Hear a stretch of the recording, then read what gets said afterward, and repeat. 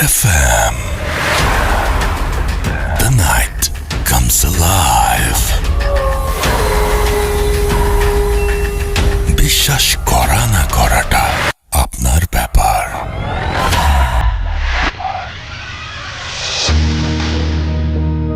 আমি ভূত এফএমের একজন নিয়মিত শ্রোতা।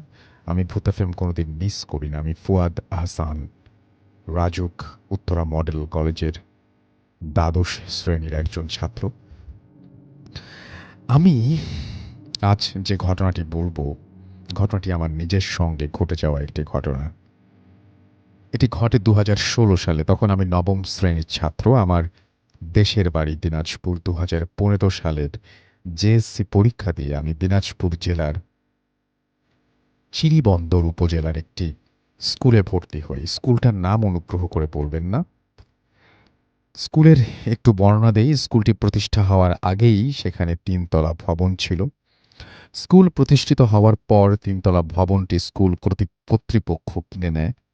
শুনেছি ওখানে নাকি ফ্যামিলির জন্য ঘর ভাড়া দেয়া হতো এবং সেখানে নাকি একটা মেয়ে গলায় দড়ি দিয়ে আত্মহত্যা করেছিল এবং প্রায় নাকি ওই মেয়েটিকে দেখা যেত বিল্ডিংয়ের মধ্যে। অনেক রকম আওয়াজ শোনা যায়, হাঁটাচলা করত, এরকম কিছু। আমি এসব কিছু বিশ্বাস করতাম না। আমি ওই স্কুলে একজন আবাসিক ছাত্র ছিলাম। স্কুলটি ২০১৫ সালে তৈরি করা হয় এবং আমারই ওই স্কুলের আমরা এসএসসির প্রথম ব্যাচ ছিলাম। যাই হোক, এখন আমি মূল ঘটনায় আসি। দিনটি ছিল ৪ ফেব্রুয়ারি, বৃহস্পতিবার। এই দিনটির কথা আমি কোনোদিন ভুলব না। মাগরিবের নামাজের পর আমাদের পড়ার জন্য নির্দিষ্ট ক্লাসরুমে যেতে হতো। সেদিন আমি অসুস্থ ছিলাম। এজন্য স্যারের কাছ থেকে ছুটি নিয়ে আমি রুমে শুয়েছিলাম। ক্লাসরুমে যাইনি। আমি খাওয়া-দাওয়া করে ওষুধ খাওয়ার পরে রুমের লাইট অফ করে ঘুমানোর চেষ্টা করছি। তখন রাত প্রায় ৯:২০-৩০। আমি এত তাড়াতাড়ি ঘুমাই না, এইজন্য আমার ঘুম আসছিল না। তবু আমি চোখ বন্ধ করে ঘুমানোর চেষ্টা করছি। এমন সময় হঠাৎ আমার কানে একটি মেয়ের আওয়াজ আসে। আমি ভালো করে শুনতে লাগলাম। শুনলাম মেয়েটি কাঁদছে। আমি মনে করলাম পাশের বাড়ির কেউ হবে।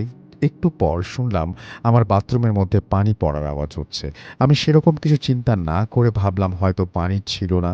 মোটর দেওয়ার পর পানি এসেছে, তাই হয়তো ট্যাপ দিয়ে পানি পড়ছে। ক্লান্ত শরীর নিয়ে আমি কোনোভাবে বেড থেকে উঠে ট্যাপটি বন্ধ করে আসলাম। কিছুক্ষণ পর আবার পানি পড়ার শব্দ শুনলাম। রুমের লাইটও তখন বন্ধ ছিল। আমি আবার ট্যাপটি বন্ধ করে আসলাম।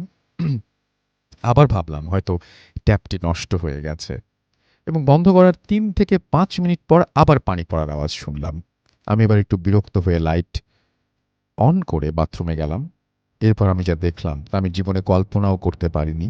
পুরো বাথরুমের মেঝে রক্ত দিয়ে ভরা। আমি এতক্ষণ যা ভাবলাম তো সবই ভুল। বাথরুমের ট্যাপ দিয়ে এতক্ষণ পানি পড়েনি, সেটা ছিল রক্ত। ট্যাপ দিয়ে রক্ত পড়ছিল। আমি ভয়ে পেছনের দিকে তাকাতেই আরও এক ভয়ানক দৃশ্য লক্ষ্য করলাম। দেখলাম রুমের ফ্যানে একটি মেয়ে গলায় দড়ি দেওয়া অবস্থায় আছে। মেয়েটি আমার দিকে তাকিয়ে হাসছে। মেয়েটির চোখ দিয়ে রক্ত পড়ছে। মেয়েটি বিকট শব্দে হাসছিল এবং সে ঝুলন্ত অবস্থায় আমার দিকে হাত বাড়াতেই তার হাতটি আমার গলায় এসে ঠেকল। আমি অনেকক্ষণ ছাড়ানোর চেষ্টা করেও ছাড়াতে পারলাম না। আমি চিৎকার করতে পারছিলাম না। আমার মুখ দিয়ে কোনো রকম আওয়াজ বের হচ্ছিল না। আমি চিৎকার করার জন্য ব্যাকুল হয়ে গেলাম, কিন্তু পারছিলাম না। আমার হাত পা ঘামতে শুরু করে। তারপর কি হয়েছিল আমি জানি না। আমি অজ্ঞান হয়ে যাই। পরদিন সকালে আমার জ্ঞান ফেরে এবং লক্ষ্য করি আমি বেডে শুয়ে আছি। আমার দুই পাশে ২ জন স্যার এবং আব্বু-আম্মু। আমি ভাবলাম আব্বু-আম্মু কোত্থেকে আসলো? পরে আমি জানতে পারলাম আব্বু-আম্মুকে রাতে স্যার ফোন দিয়ে এনেছেন। আমার জ্ঞান ফেরাতে তারা আমাকে জিজ্ঞেস করলো রাতে কি হয়েছিল। আমি তাদেরকে সব ঘটনা বললাম। আমার স্যার কই রুমে এসে তো কিছু দেখিনি। আমার বাথরুমে কোনো রকমের রক্ত ছিল না। আমি এই কথা শুনে ভাবলাম তাহলে রাতে আমার সঙ্গে কি হয়েছিল? তাহলে এগুলো কি সব আমার মনের ভুল?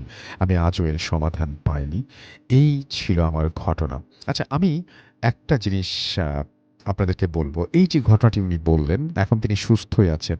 আপনাদের কি মনে হয়? আমি এটা একটা প্রশ্ন ছোড়ার জন্যই এই ঘটনাটি পড়লাম।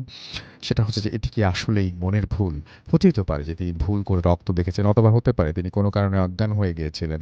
তারপরে তার সেই চেতনা ফেরার আগে তিনি স্বপ্নে এগুলো দেখেছেন। স্বপ্নটা এত বেশি মানে সত্যির মতো ছিল, মানে অনেক রিয়ালিস্টিক ছিল, মনে হয়েছে যে মানে অনেক মানে অন্যরকম একটা ফিলিং হয়তো তৈরি হয়েছে, বা ঘুম ভেঙে ওঠে মনে করেছেন তিনি কিছুক্ষণের মধ্যে ঘোরের মধ্যে যে যা তিনি স্বপ্নে দেখেছেন সেটাই সত্যি। এরকম কি হতে পারে? না কি হতে পারে সেটা জানিয়ে আমাকে লিখুন, এবং আশা করছি যে আপনাদের লেখা আমি পড়ে শোনাতে পারবো। এখন যেটা করব,